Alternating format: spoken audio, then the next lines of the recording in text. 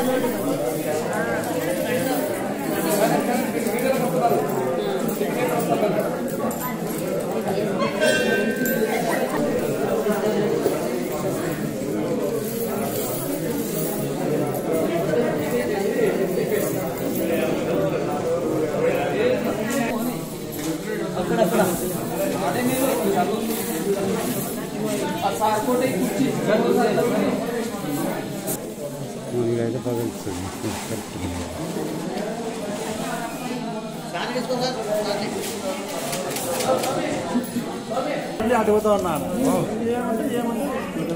ఉండి ఉందంటే దర్శనం చేసుకోవచ్చు ఇట్లా వస్తుంది.